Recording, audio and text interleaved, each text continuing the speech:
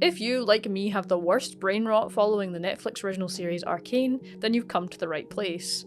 The animated series based on the League of Legends video games by game developer Riot has already become a massive critical success, absolutely shattering the already shaky narrative that there's no good way to adapt a video game into a series. Arcane isn't just being praised by reviewers either, with a hugely positive reception from audiences too, from both fans of the original game series themselves and an entirely new audience.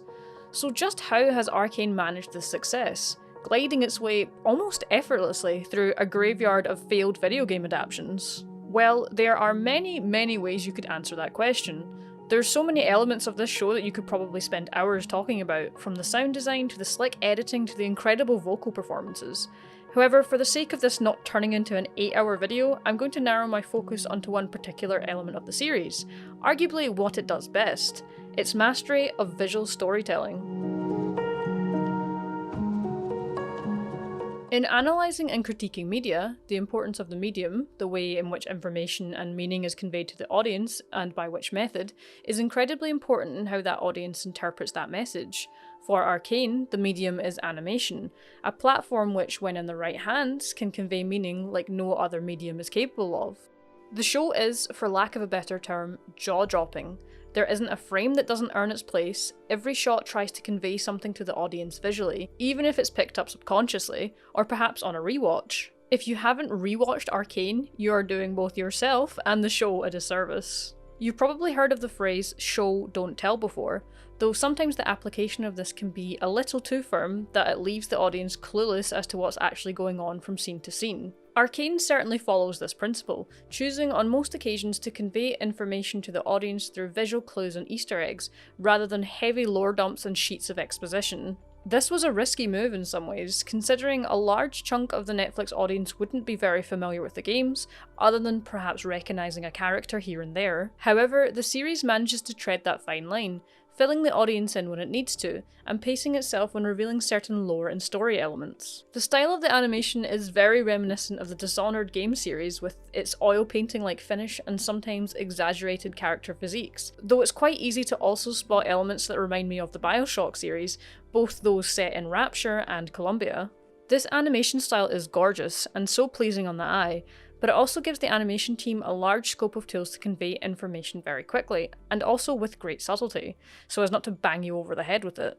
Act 1 in particular had a lot of heavy lifting to do, not only in establishing our leading characters and their varying complex relationships, but also in introducing what is a very dense and detailed world. That's why we get so many wide establishing shots in episodes 1 to 3, so that the audience understands the difference in geography from Piltover to the Undercity.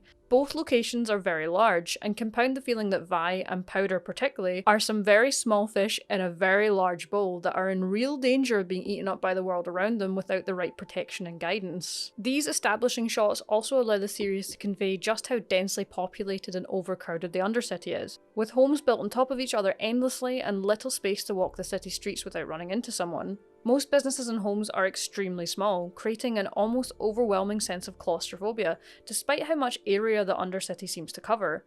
In sharp contrast, we have the wide open streets of Piltover, with their spacious buildings and well-maintained homes.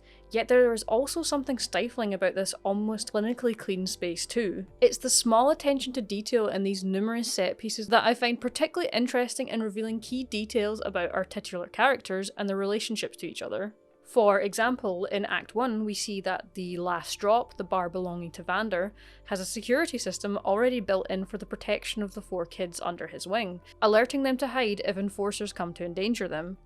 This was likely installed by Vander long before the events of Episode 1, highlighting that not only is Vander well organised and prepared for many outcomes, but also who his primary concern is: the kids, which we see come to its own tragic fruition at the climax of Episode 3.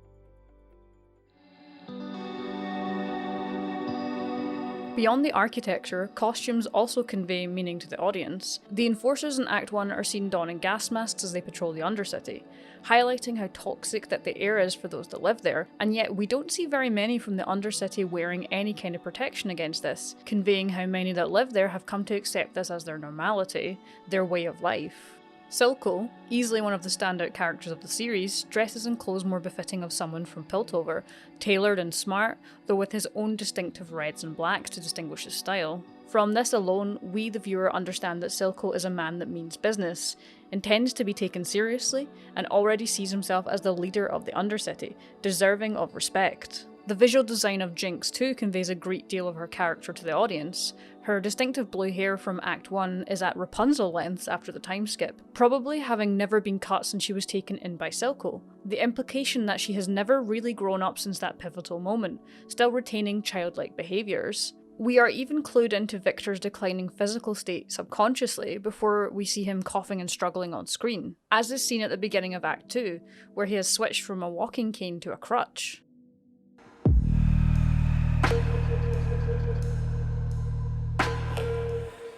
Arcane juggles a lot of different narrative arcs, which intertwine and break away from each other at various points, and it does this with ease, something that many pieces of media really struggle with. One of the key visual tools it uses to help push these narratives along, and the audience with it, is the use of foreshadowing. Visual foreshadowing is again one of those tried and tested story techniques to hint to the audience of an event or an outcome to follow. However, it has been somewhat critiqued to death at this point, as though it's bad writing to reward the audience for picking up on your clues, so it's instead better to give them those breadcrumbs and then subvert their expectations like a hextech hammer to the face. Thankfully, the team behind Arcane didn't shy away from foreshadowing, rewarding the audience for paying attention and picking up on those intentional narrative breadcrumbs, some of which you probably won't notice until a second watch, and then delivering effective, satisfying payoff at the right time. There are many examples of this throughout the show, but here are some that have stuck in my mind. In episode 5, we flash back to a younger Caitlyn, somewhere between Act 1 and 2, training to become an enforcer, with an emphasis on how good of a shot she is. Begs the question, young Kerman. What are you shooting for? Later in this same episode, we see Vi seemingly about to die at the hands of Savika. It's a tense scene, and we, the audience, are just waiting on that gunshot to ring out, because the show has already primed us to expect it, but it's no less satisfying when it comes.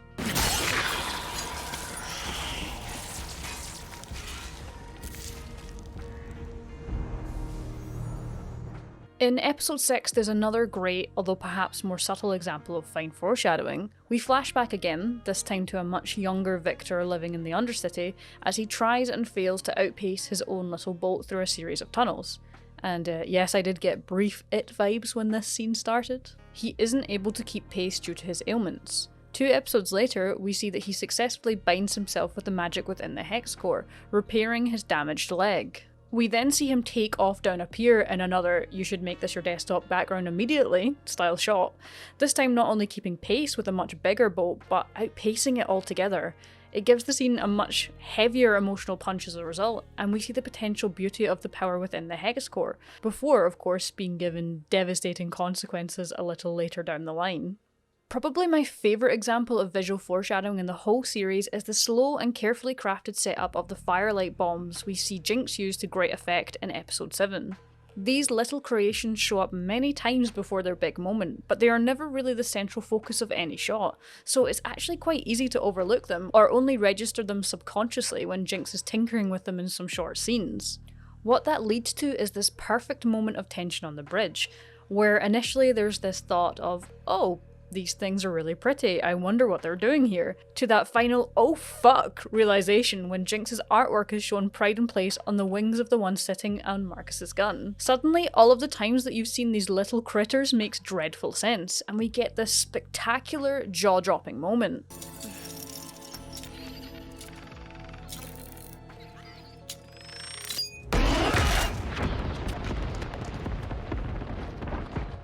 I honestly think I felt my brain implode the first time this happened, at the same time that these guys and gals did a little tribute act to the Battle of Blackwater.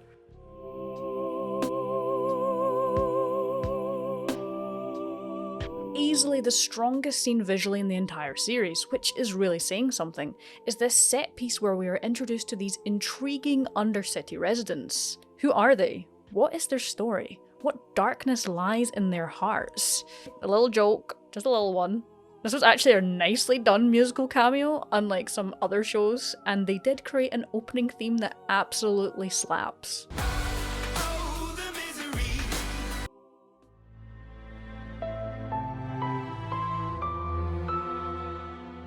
Arcane has so many beautifully executed visual metaphors that it would be near impossible to cover them all, and there's probably plenty that I've missed, such as the level of visual care present in every aspect of the series. So I'm just going to run through a few, but do feel free to drop any that I've not mentioned or that are living rent-free in your head in the comments. Let's start on a particularly light note, shall we? With Powder's death scene! Although this is more of a visual metaphor for the death of who Powder was and who she'll become. This happens after Powder sets off the explosion in the warehouse at the end of Act 1, an event that will dramatically change the lives of everyone involved in it. Powder is launched into the air from the explosion, and we get this gorgeous wide shot as she drifts to the ground, almost biblical in its appearance.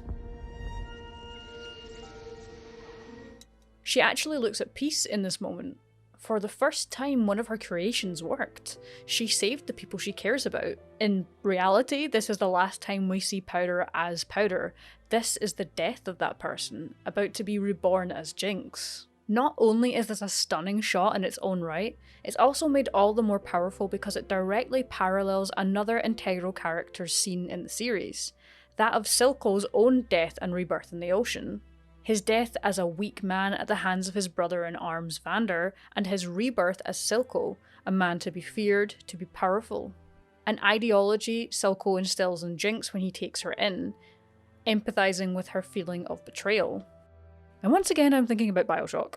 Another more obvious visual metaphor comes in the form of everybody's favourite crooked Aussie enforcer, Marcus, who traded his soul for literal blood money at the end of Act 1. After the time skip, we see that Marcus still carries around a bloodied coin, representative of the guilt that he still carries around from his choices. It's a clue to the audience that perhaps his guilt may yet be enough to sway him from his current path, and it's why we get this fantasy of him dying as a martyr to kill Silco. Head full of fantasies of dying like a martyr? Yes, dying is easy, young man. Living is harder. To make amends in some small way for his role in all of this carnage. But it isn't something he can follow through with ultimately. Perhaps if he didn't have a daughter, he may have taken this course of action. After all... Is there anything so undoing as a daughter? Moving swiftly on to everybody's favourite best boy, best king, because how the hell could you not after this scene? Ekko is certainly a scene stealer as well as a heart stealer. One thing I really love about Ekko after the time skip is how they tie his character to the colour green, including in the Haven for the Firelights and the Undercity, which is blooming with new life and potential. Such vibrant greens invoke thoughts of healing and hope. I just love that the series made sure to portray Ekko and those around him as hope for the Undercity, where that society may finally begin to heal with new life and new ways of thinking. We are manifesting good things for Ekko in Season 2. Okay, one last visual metaphor before I bounce out. I could probably spend a lot of time talking about Vi and Caitlyn's relationship and how it develops in the series, like most of the rest of the audience who have already gone absolutely feral over Piltover's finest.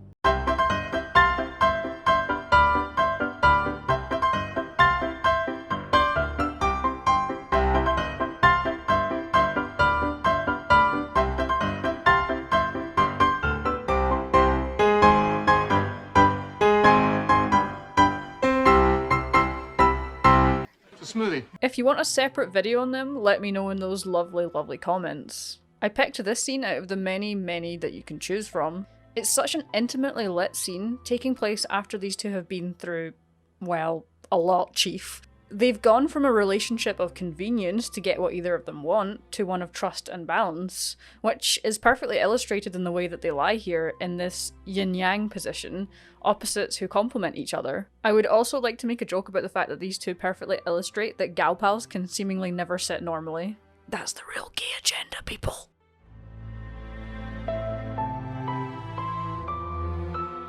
I hope that you enjoyed this little dip into the Arcane series. I haven't done a video essay in about 3 years, so you can probably imagine just how much of an impact watching Arcane had on my creative urges.